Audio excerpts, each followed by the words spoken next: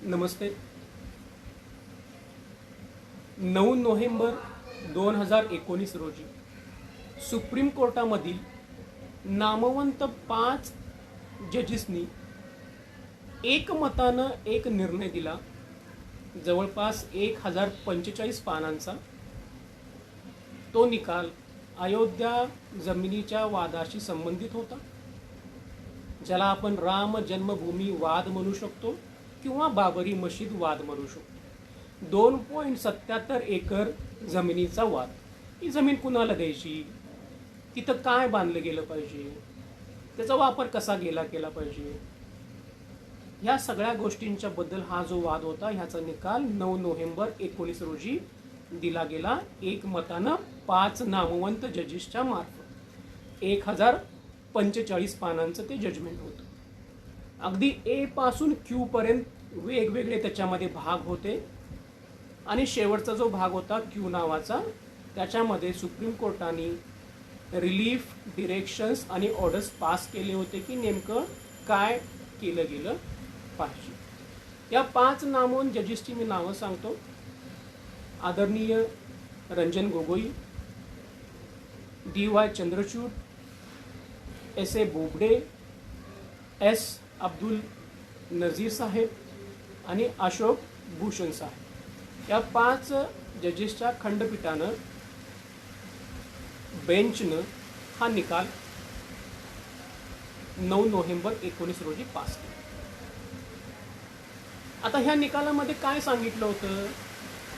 वाद 2.77 एकर जमिनीचा होता, पण निकालपत्रामध्ये क्यू नावाच्या पार्टमध्ये रिलीफ आणि डिरेक्शन्स आणि ऑर्डर्समध्ये त्यांनी काय म्हटलं होतं, मी तुम्हाला 10 सेकंडमध्ये वाचून दाखवतो. त्या निकालामध्ये असं म्हणतात, possession of the disputed property shall continue to vest in the statutory receiver under the central government, and the central government shall within a period of 3 months from the date of this judgment formulate a scheme pursuant to the powers vested in it under section 6 and 7 of the acquisition of certain areas at Ayodhya Act 1933. आणि याच्यामध्ये supreme कोर्टानं बाकीच्या ज्या provisions आहेत, मस्जिद असेल किंवा राम मंदिर वगैरे असेल, याबद्दल चर्चा केलेली आहे आणि डिरेक्शन्स पास केले. याच्यामध्ये त्यांनी असं म्हणतात की निकाल दिल्यापासून 9 नोव्हेंबरपासून 3 महिन्याच्या आतमध्ये युनियन गव्हर्नमेंटनं एक ट्रस्ट किंवा ॲप्रोप्रिएट बॉडी स्थापन करायची आणि ही बॉडी स्थापन होईपर्यंत ही जी डिस्प्युटेड लँड आहे 2.77 एकर ही सेंट्रल गव्हर्नमेंटच्या ताब्यामध्ये राहील. जेव्हा हा ट्रस्ट किंवा ॲप्रोप्रिएट बॉडी स्थापन केली जाईल, त्यावेळेला ही जमीन, डिस्प्युटेड लँड ही त्या ट्रस्टला दिली जाईल किंवा त्या ॲप्रोप्रिएट बॉडीला दिली जाईल. आणि त्याच्यानंतर मग राम मंदिरचा जो काही राम मंदिर बांधायचं किंवा बाकीच्या ज्या गोष्टी आहेत त्या ट्रस्टमार्फत केल्या जातील. अशा प्रकारचा हा निकाल पास केला गेला आणि 2.77 एकर जमीन ही जी आहे ही त्या ट्रस्टला देण्यासाठी निकाल पास केला गेला. आणि त्याचाच परिणाम म्हणून आज ह्या राम मंदिर भूमी किंवा राम मंदिराचा भूमिपूजनाचा सोहळा पार पडत आहे. हा झाला एक भाग. दुसरा भाग की राम मंदिराशी संबंधित कोणकोणते कायदे आहेत जे इथून पुढं राहतील, लागू राहतील किंवा यापूर्वी पण लागू राहिलेले आहेत. पहिली गोष्ट, भारतीय संविधान, त्याच्यामधील पार्ट 3 मधील जे काही फंडामेंटल राईट्स आहेत त्यापैकी कलम 25 ते 30 मध्ये धर्माच्या संबंधित संदर्भामध्ये तुम्हाला काही वैयक्तिक अधिकार दिलेले आहेत. कलम 25, 26, 27, 28, 29 आणि 30. तर पहिला जो कायदा आहे, जो अतिशय महत्त्वाचा आहे, जो लागू होतो आणि सगळ्यांना माहिती असलं पाहिजे, तो म्हणजे भारतीय संविधान. ते काय सगळ्यांनाच लागू होतं. त्यापैकी 25 नंबरचा जे आर्टिकल आहे संविधानमधलं, freedom of conscience and free profession, practice and propagation of religion. 26 number, freedom to manage religious affairs. 27 number, freedom as to payment of taxes and promotion of any particular religion. म्हणजे भारतामध्ये भारतीय संविधानानुसार तुम्हाला जो हवा आहे तो धर्म तुम्ही निवडू शकता आणि त्याची तुम्ही प्रॅक्टिस आचरण करू शकता. धर्म स्वातंत्र्य भारतामध्ये आहे. त्यामुळे पहिली गोष्ट म्हणजे राम मंदिर बांधण्याच्या संदर्भामध्ये आपल्याला संविधानानंच अधिकार दिलेले आहेत की तुम्ही हिंदू धर्म मानू शकता किंवा ख्रिश्चन धर्म किंवा मुस्लिम धर्म किंवा जैन, शीख, ईसाई किंवा कुठलाही धर्म तुम्हाला जो आवडतो त्या प्रकारे तुम्ही मानू शकता आणि त्याच्याप्रमाणे तुम्ही आचरण करू शकता. म्हणजे राम मंदिराशी संबंधित पहिली गोष्ट म्हणजे भारतीय संविधान आणि भारतीय संविधानाप्रमाणेच या सर्व गोष्टी होत असतात. दुसरा कायदा जो आहे तो लागू होतो ह्या संदर्भामध्ये, तो म्हणजे जसं सुप्रीम कोर्टाने डिरेक्शन दिलेले आहेत की जो काही ट्रस्ट स्थापन होईल त्या ट्रस्टला सर्व अधिकार दिले जातील. म्हणजेच जेव्हा हा ट्रस्ट किंवा ही बॉडी स्थापन होईल तेव्हा त्या ट्रस्टला भारतामध्ये जो ट्रस्ट ॲक्ट आहे वेगवेगळ्या राज्यांच्या मध्ये तो लागू होईल, ट्रस्ट ॲक्ट लागू होईल आणि सुप्रीम कोर्टाचे डिरेक्शन्स पण लागू होतील. म्हणजे पहिला आहे इंडियन कॉन्स्टिट्यूशन, दुसरा आहे ट्रस्ट ॲक्टमधील प्रोव्हिजन्स, तरतुदी पण ह्यांना लागू होतील. तिसरा जो ॲक्ट आहे तो आहे इन्कम टॅक्स ॲक्ट. कारण ट्रस्ट आहे, ट्रस्टला डोनेशन्स देणग्या स्वीकारण्याचा अधिकार आहे, नैतिक अधिकार आहे. त्यामुळे हा पण ट्रस्ट देणग्या स्वीकारण्यास समर्थ आहे. त्यामुळे जेव्हा ह्या देणग्या स्वीकारल्या जातील तेव्हा त्यांना इन्कम टॅक्सच्या प्रोव्हिजन्स तरतुदी ह्या लागू होतील. हा तिसरा ॲक्ट आहे.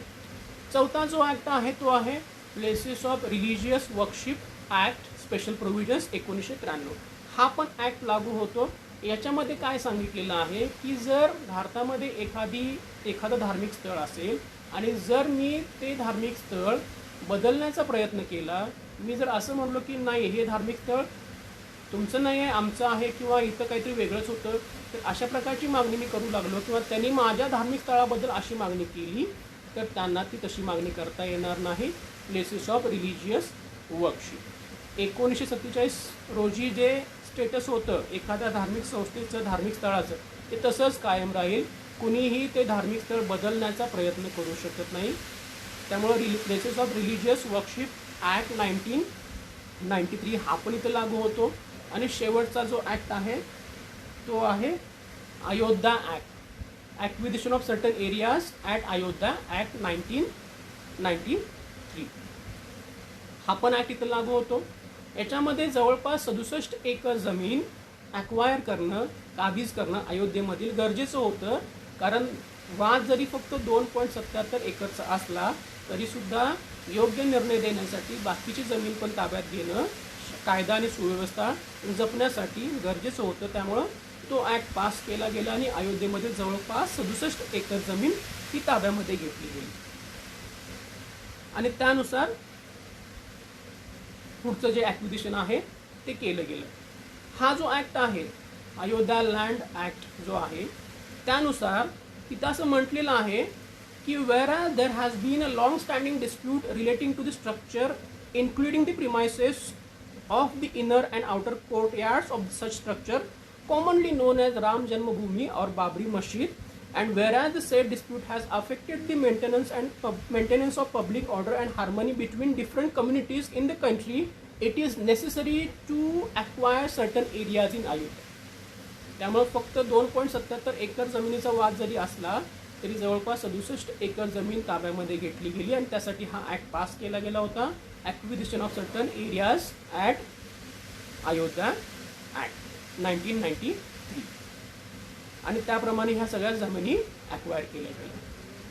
तर राम मंदिर बांधलं जात आहे, सगळ्यांना आनंद होतोय. त्या संदर्भामध्ये हे 5 जे कायदे आहेत ते फार महत्त्वाचे आहेत. पहिला म्हणजे भारतीय संविधान ज्यानं सगळ्यांनाच धर्माचं स्वातंत्र्य दिलं. दुसरा म्हणजे ट्रस्ट ॲक्ट, कारण राम जन्मभूमी ही तिथे एक आता ट्रस्ट स्थापन झालेलं आहे, त्याचं नाव आहे श्री राम जन्मभूमी तीर्थक्षेत्र ट्रस्ट. त्याच्यामध्ये 15 मेंबर्स आहेत. तर तिथं आता ट्रस्ट ॲक्ट पण लागू होणार. तिसरी गोष्ट जी आहे ती आहे इन्कम टॅक्स, कारण डोनेशन्स घ्यायचा त्यांना अधिकार आहे, त्यामुळे इन्कम टॅक्सच्या तरतुदी पण लागू होणार. त्याच्यानंतर प्लेसेस ऑफ रिलिजियस वर्कशिप हा पण कायदा लागू आहे. आणि शेवटचा म्हणजे acquisition of certain areas at Ayodhya act 1993. असे 5 महत्त्वाचे कायदे हे याच्याशी संबंधित आहे याची आपण माहिती ठेवली पाहिजे. सर्व लोकांना राम जन्मभूमी पूजनाच्या शुभेच्छा मी देतो आणि माझं जे काही छोटासा जो काही मी बोलायचा प्रयत्न केला ते संपवतो. थँक्यू.